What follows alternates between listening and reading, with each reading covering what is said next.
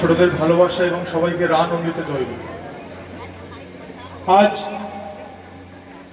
Alipur sub ডিভিশনের সৎসঙ্গ হচ্ছে, কিন্তু দেখে কোনো অংশে মনে হচ্ছে না যে এটা একটা 2 ঘন্টার সৎসঙ্গ হচ্ছে। আমরা সবাই খুব আনন্দ করছি, সবাই আমরা এসেছি, এটা একটা উৎসবের আকার ধারণ করেছে একটা সৎসঙ্গটা।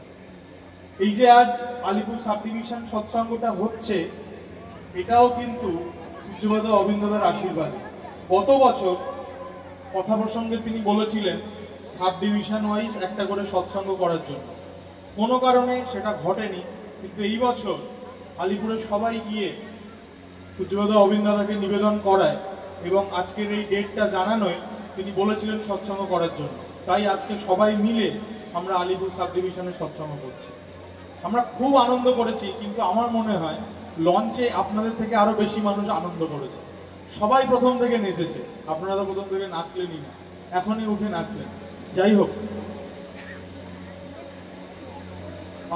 এখন গোটা পশ্চিমবঙ্গের সমস্ত জেলাতে পরম পূজ্যপাদ শ্রী শ্রী আচার্যদেব এবং পূজ্যপাদ অবিন্দাদা বেশ কিছু ছেলেদের টিম পাঠিয়েছেন।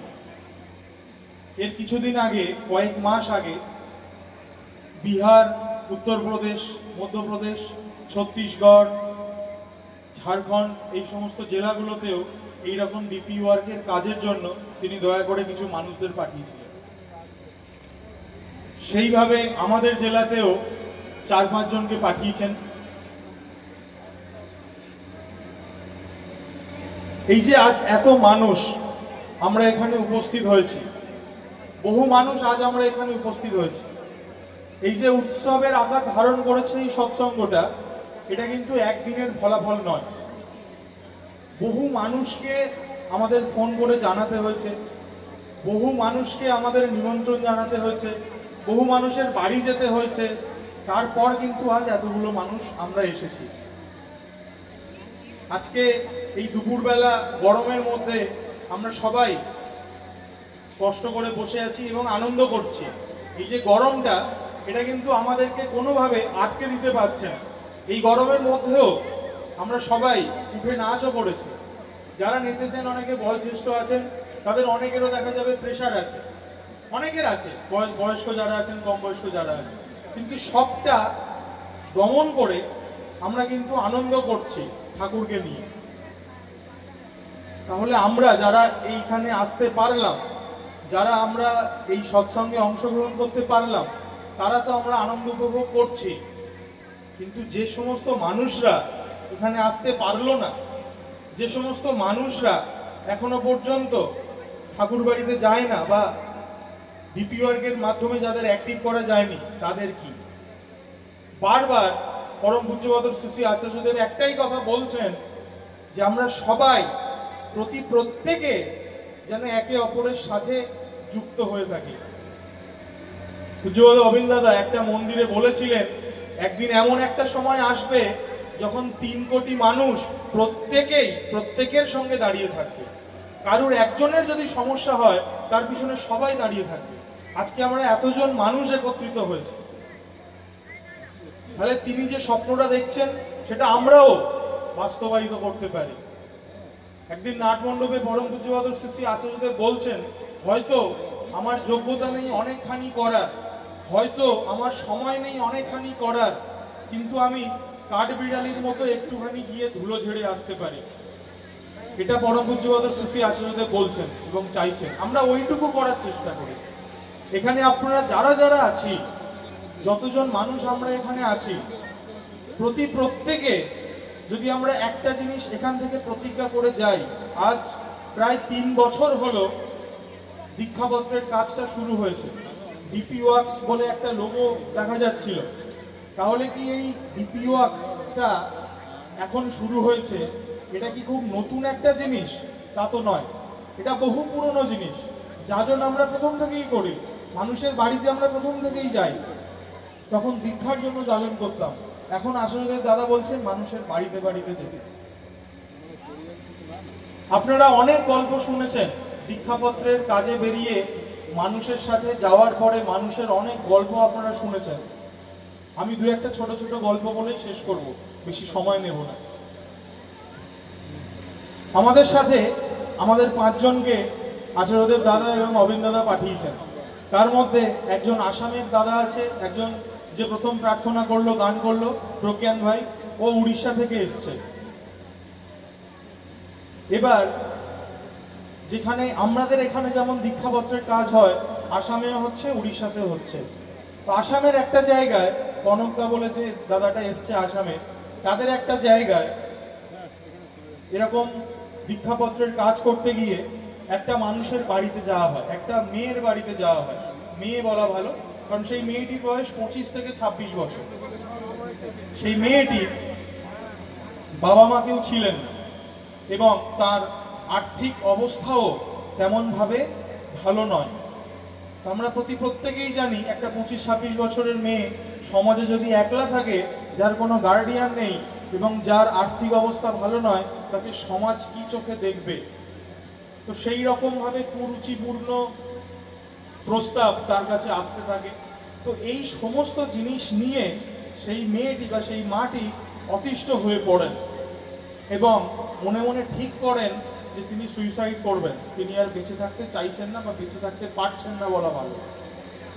এই মতো অবস্থায় এই যে আচার্যদেব বলেছেন যে প্রত্যেকের বাড়িতে যাওয়ার জন্য সেই নামের লিস্ট আমরা অনেকেই পেয়েছি এখানে, কার বাড়িতে যেতে লাগবে, কে দীক্ষিত মানুষ আছেন তার বাড়িতে আমাদের যেতে হবে, এইরকম লিস্ট দেখে সেই মানুষের বাড়িতে যাওয়া হয়। সেই মেয়েটির বাড়িতে যায়, বাড়িতে গিয়ে দরজায় টোকা দিচ্ছে।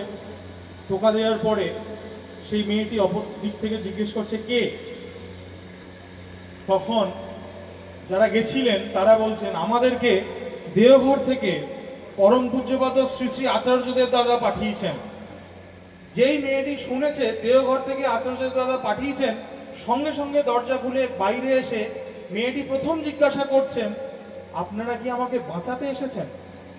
যে দাদারা গেছিলেন তারা অবাক, তারা কিছু বুঝতে পারেন যে হঠাৎ এমন প্রশ্ন কেন করছে। সেই মেয়েটি সবাইকে ঘরের মধ্যে নিয়ে আসেন এবং বলেন যে এই ব্যাপার, আজকে আমি সুইসাইড করব বলে ঠিক করি, এই যে আমি দড়ি রেডি করে রেখেছিলাম, আপনারা যদি না আসতেন তাহলে আজকে হয়তো আমি মারা যেতাম। তাহলে দেখুন, ওই দাদারাও কিন্তু জানে না সেই মাটির অবস্থা, তারা এমনি গেছেন। আমি বিশ্বাস করি আমরা যদি যন্ত্র হয়ে একটু বেরিয়ে পড়ি, তার যে আশীর্বাদ, তিনি যে বলছেন মানুষের কাছে যাওয়ার কথা, এই আশীর্বাদটুকু নিয়ে আমরা যদি যন্ত্রের মতো বেরিয়ে পড়ি, তিনি যন্ত্রী হয়ে ঠিক কাজটা করিয়ে নেন, এটা আমি বিশ্বাস করি। অল্প কদিনের মধ্যে তার দয়ায় তিনি বহু জায়গায় পাঠিয়েছেন এবং বহু মানুষের সঙ্গে কথা বলার সুযোগ হয়েছে। সেই টুকুনির জন্য আমি বলতে পারি, যত জায়গায় যতবার আমাদের সমস্যা হয়েছে, আমাদের মন খারাপ হয়েছে, আমাদের বিপদ হয়েছে, তিনি ঠিক আমাদের উদ্ধার করে দিয়েছেন। আমরা এখানে অনেক মানুষ আছি, অনেক মানুষ আমরা এখানে আছি। প্রত্যেকে যদি আমরা এই প্রতিজ্ঞাটুকু করি যে আমরা প্রতিদিন একটা বাড়ি হলেও যাব, একটা মানুষের কাছে হলেও যাব, তাহলেই দেখবেন আমাদের জেলায় ঠাকুরের দয়ায় অনেক কাজ হয়ে যাবে। এটা কি করা যায়? অনেকে আছেন, প্রতিদিন একটা মানুষের বাড়ি কি যাওয়া যায়? অবশ্যই যাওয়া যায়। আমরা অনেক গল্প শুনেছি, দীক্ষাপত্রের কাজের অনেক গল্প শুনেছি। আচার্যদেবের কাছে গেলে তিনি অনেক কথা বলেন।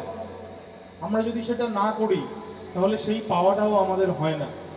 যখন আমরা বিহারে যাচ্ছিলাম, সবাই মিলে পরম পূজ্যপাদ শ্রী শ্রী আচার্যদেবের কাছে আশীর্বাদ দিতে যান, যাকে আমরা আগামীকাল রওনা হব। তো উনি একটা কথা বলেছিলেন যে আমরা মানুষরা, আমাদের প্রথম যেটা প্রয়োজন সেটা হচ্ছে খাবার। আমরা যে যাই করি, যে কাজই করি, বেসিক আমাদের দরকার খাদ্যটা, খাবারটা আমাদের প্রথম জরুরি। খাবার পরে আমাদের পড়ার চিন্তা ভাবনাটা আসে। আর যেটা আমরা খাচ্ছি সেটা সকালে পায়খানার মাধ্যমে বেরিয়ে যাচ্ছে। তো আচার্যদেব বলছেন আমাদের জীবনটা এই খাওয়ার হাগার মধ্যেই সীমিত থাকবে। আমরা প্রত্যেকে যাই করি বেসিক এই জন্যই করি। তিনি বলছেন এই যে প্রতিদিন আমি করছি, রোজ সকালে উঠে যে আমি ইষ্টভৃতি দিচ্ছি, রোজ সকালে উঠে যে আমি ইষ্টভৃতি করছি, এই প্রতিদিন নিত্য নৈমিত্তিক করার মধ্যে দিয়েই আমাদের ভালোবাসাটা তৈরি হয়, আমাদের করাটা তৈরি হয়। আজকে এত মানুষ আমরা এখানে আছি, আমি এখানে দেখছি বহু মানুষ আছেন। আমরা এই জেলায় আসার কয়েকদিন আগে আরেকটা ঠাকুরের দয়ার কথা বলি। ক্যানিং জায়গাটার নাম আপনারা অনেকেই শুনেছেন। তো ক্যানিংয়ে যে দাদাটি কাজ করেন অভিজ্ঞতা বলে, যিনি ডিপি ওয়ার্কের সব কাজকর্মগুলো করেন, আমাদের থেকে একটু বড় একটা ছোট বাচ্চা আছে। তো আমরা যেদিন এখানে আসি তার ঠিক একদিন আগে কি দুদিন আগে সেই দাদার হঠাৎ স্ট্রোক হয়। সেই দাদাটি দিব্যি হেঁটে চলে বেড়াচ্ছিলেন, সুস্থ শরীর, হঠাৎ স্ট্রোক হয়।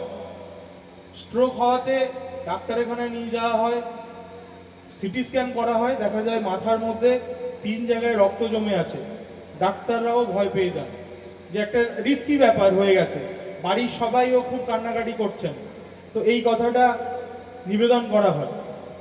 নিবেদন করাতে আরজি করে একটা ডাক্তারবাবুর সাথে যোগাযোগ করানো হয়। ডাক্তারবাবু সমস্ত রিপোর্টটা দেখেন, দেখে বলেন ইমিডিয়েটলি নিয়ে আসুন। কিন্তু যে হাসপাতালে আছে সেই হাসপাতাল ছাড়তে রাজি নয়, কারণ মাথায় রক্ত জমে আছে। হাসপাতাল বলেছে বের করে নিয়ে গেলে আমাদের কোনো দায় নয়, আপনারা নিজেদের দায়িত্বে নিয়ে যাবেন। ওদিকে ঠাকুরবাড়ি থেকে আশীর্বাদ হয়েছে যে অমুক দাদার কাছে নিয়ে যেতে হবে, ওই ডাক্তারের কাছে নিয়ে যেতে হবে। তার পরিবার, তার বাবা ওইসব না ভেবে বন্ডে সই করে যেটা তিনি বলেছেন সেইটাই করলেন। আমার গতকাল কথা হয়েছে, হাসপাতাল থেকে তাকে ছেড়ে দেওয়া হয়েছে। সেই মানুষটি হেঁটে চলে বেড়াচ্ছে, তার সাথে আমি কথাও বললাম। তাহলে এতটা দয়া আমরা পাই, এতটা দয়া আমরা পেতে পারি। আমরা প্রত্যেকেই এখানে যারা আছি, প্রত্যেকের জীবনে আমরা সেই কথাগুলো বলতে পারি বা না পারি, প্রত্যেকেই জীবনে আমরা ঠাকুরের দয়া অনুভব করেছি কিনা? প্রত্যেকেই যারা আমরা এখানে আছি, কিছু হলেও, কম হলেও, ছোট হলেও, প্রত্যেকেই আমরা ঠাকুরের দয়া অনুভব করেছি। হয়তো আমি বলতে পারি না, হয়তো আমার উপস্থাপনা করার সেই ভঙ্গিটা আমার আসে না, কিন্তু প্রত্যেকেই আমরা ঠাকুরের দয়া অনুভব করেছি। আচার্যদেব তাই বারবার করে বলছেন যে আমরা যেন পিনকোডের পিছিয়ে পড়া মানুষের কাছে যাই, প্রতিদিন যাই। আমরা ছোটরা যখন পড়াশোনা করেছি আমাদের একটা রুটিন বেঁধে দেওয়া হতো যে এখন এই পিরিয়ড, এখন বাংলা, এখন ইংরেজি, এখন ইতিহাস, এইভাবে পড়া হবে। কেন করা হতো? সুবিধের জন্য। তা নাহলে মাস্টারমশাই বাংলা পড়াবেন, আমি ইংরেজি বই খুলে বসে থাকবো, আমার পড়াটাও তো হবে না। তাই যে কাজ আমি করছি সেটার যদি একটা রুটিন না থাকে তাহলে কোনোভাবেই সেই কাজটা এগোবে না। আমরা একদিন বেরোবো ভালো লাগবে, আবার 1 মাস পরে বেরোবো ভালো লাগবে, এমনটা নয়। আমরা এখানে যারা আছি প্রত্যেকেই এই প্রতিজ্ঞাটুকু করে যাই যে আমরা একদিন করে বেরোবো, একজন মানুষের কাছে বেরোবো। সবাইকে জয় গুরু, ভালো থাকবেন।